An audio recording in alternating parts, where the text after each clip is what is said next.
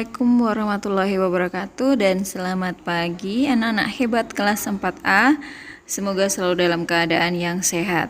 Hari ini kita masuk di tema 7, subtema 3, mata pelajaran IPA dengan materi gaya magnet, gaya gravitasi, dan gaya gesek.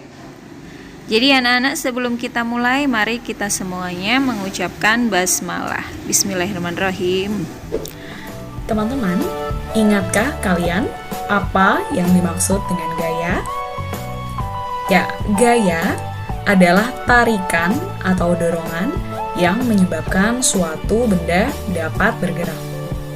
Hari ini kita akan mempelajari beberapa gaya. Di antaranya ada gaya magnet, gaya gravitasi, dan juga gaya gesek. Yang pertama kita akan bahas yaitu gaya magnet. Gaya magnet adalah gaya tarik atau gaya tolak yang ditimbulkan oleh sebuah magnet terhadap suatu benda. Benda yang dapat ditarik dengan kuat oleh magnet disebut benda ferromagnetik. Benda ferromagnetik ini contohnya adalah besi, baja, dan juga nikel. Sementara benda yang dapat ditarik oleh magnet dengan lemah disebut sebagai benda paramagnetik. Contohnya yaitu aluminium, kaca, dan juga kayu. Magnet memiliki beberapa sifat, di antaranya adalah sebagai berikut. Yang pertama yaitu magnet memiliki daya tarik. Silahkan kalian perhatikan ilustrasi pada video berikut ini. Pada video berikut, benda yang dapat ditarik oleh magnet yaitu adalah benda yang terbuat dari besi ataupun nikel. Semakin dekat jarak benda dengan magnet, maka akan semakin kuat juga gaya tariknya. Yang kedua yaitu magnet dapat menembus benda tertentu. Jika antar magnet dengan benda magnetik diberi penghalang, misalnya seperti kertas, maka magnet dapat menarik benda magnetik tersebut. Benda-benda seperti kertas, kain, dan juga plastik yang tipis dapat ditembus dengan mudah oleh magnet. Lalu yang ketiga yaitu magnet mempunyai dua kutub. Magnet memiliki dua kutub, yaitu kutub utara dan juga kutub selatan. Kekuatan gaya tarik magnet tidak merata di seluruh bagian. Gaya tarik magnet yang paling kuat terletak di ujung kedua kutubnya. Daerah di sekitar magnet yang masih dapat dipengaruhi oleh gaya tarik magnet disebut sebagai medan magnet. Jika kutub yang tidak senama didekatkan, maka magnet tersebut akan tarik-menarik. Namun, bila kutub yang senama atau yang sama didekatkan, maka magnet tersebut akan tolak-menolak. Berdasarkan asalnya, magnet dibedakan menjadi dua. Yang pertama, yaitu ada magnet alam. Magnet alam ini adalah magnet yang sudah tersedia di alam. Contohnya adalah batuan yang dapat menarik besi, seperti biji besi dan juga nikel. Lalu yang kedua ada magnet buatan. Magnet buatan adalah magnet yang sengaja dibuat oleh manusia. Magnet buatan sendiri terdiri dari beberapa bentuk. Yang pertama, ada magnet batang, lalu ada magnet tabung, ada magnet jarum, magnet U, dan juga magnet ladam atau magnet tapal kuda. Setelah mengetahui gaya magnet, sekarang kita akan mempelajari gaya gravitasi. Gaya gravitasi adalah gaya yang menarik benda selalu menuju ke bawah. Perhatikan ilustrasi berikut.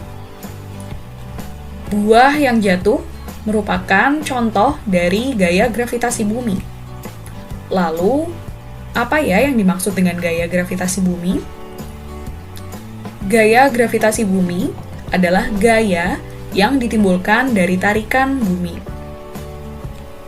Bumi termasuk benda yang sangat besar, sehingga otomatis gaya gravitasi bumi juga akan besar. Gaya gravitasi bumi ini menyebabkan benda-benda yang ada di bumi tidak dapat melayang di udara. Salah satu contoh dari gaya gravitasi bumi adalah jatuhnya buah dari pohon dengan sendirinya. Peristiwa ini terjadi karena gaya gravitasi bumi selalu menarik semua benda menuju permukaan bumi. Besar kecilnya gaya gravitasi bumi terhadap suatu benda dipengaruhi oleh jarak benda tersebut ke pusat bumi.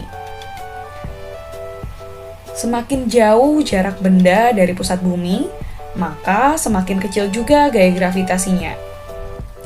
Selanjutnya, kita akan mempelajari gaya gesek. Gaya gesek adalah gaya yang terjadi jika dua permukaan benda saling bergesekan. Silakan perhatikan ilustrasi berikut. Pada ilustrasi tersebut terdapat dua contoh gaya. Yang pertama yaitu ada gaya dorong yang dicontohkan dengan orang yang sedang mendorong troli belanjaan. Lalu, yang kedua yaitu adanya gaya gesek. Nah, gaya gesek ini terjadi pada roda troli yang bergesekan dengan lantai. Besar kecilnya gaya gesek dipengaruhi oleh permukaan kedua benda yang bergesekan. Makin halus permukaannya, maka gaya geseknya juga akan semakin kecil. Namun sebaliknya, jika permukaannya semakin kasar, maka gaya gesek yang dihasilkan juga akan semakin besar. Gaya gesek pada benda yang bergerak selalu berlawanan dengan arah gerakan benda tersebut. Gaya gesek ada yang menguntungkan dan juga ada yang tidak menguntungkan. Sekarang kita akan membahas gaya gesek yang menguntungkan. Yang pertama yaitu adalah alas sendal atau sepatu yang terbuat dari bahan karet.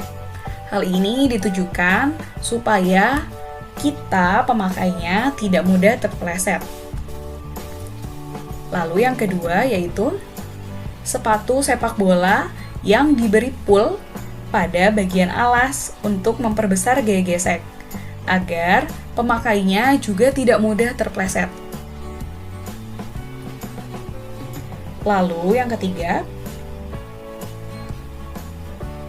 rem karet dan pelek logam yang saling bergesekan. Nah, gaya gesek juga terjadi pada rem sepeda. Untuk memperlambat laju sepeda, makanya digunakan rem karet dan juga pelek logam yang saling bergesekan. Lalu yang terakhir, ban kendaraan yang dibuat dengan motif beralur. Ban kendaraan dibuat dari karet dengan motif yang beralur, agar memperbesar gaya gesek yang terjadi antara ban dan juga jalan raya. Selanjutnya, kita akan membahas tentang gaya gesek yang merugikan. Yang pertama yaitu adanya gesekan mesin kendaraan dengan bagian-bagiannya. Pada mesin kendaraan seperti sepeda motor ataupun mobil, selalu terjadi gesekan antara bagian yang satu dengan yang lainnya. Gesekan itu akan membuat mesin menjadi cepat rusak. Untuk mengurangi gesekan yang terjadi, mesin diolesi oleh pelumas. Lalu yang kedua yaitu gir roda dengan rantai sepeda atau motor yang bergesekan. Gir roda dengan rantai sepeda dan juga motor juga sering bergesekan. Jika tidak dirawat, akan mudah rusak. Perawatannya yaitu dengan memberi pelumas untuk mengurangi gesekan yang terjadi. Lalu, yang terakhir yaitu ban kendaraan. Jika sering digunakan, lama-kelamaan alur bannya akan menghilang. Nah, ban mobil dan juga motor ataupun sepeda, jika sering digunakan, lama-lama alur bannya akan menghilang sehingga dapat mengurangi gaya gesek. Akibatnya, kendaraan akan mudah tergelincir jika jalanan basah.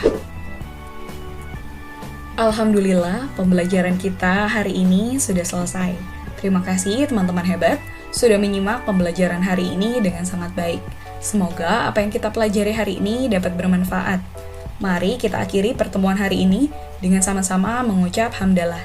Alhamdulillahirabbil alamin. Budian akhiri, wabillahi taufik wal hidayah.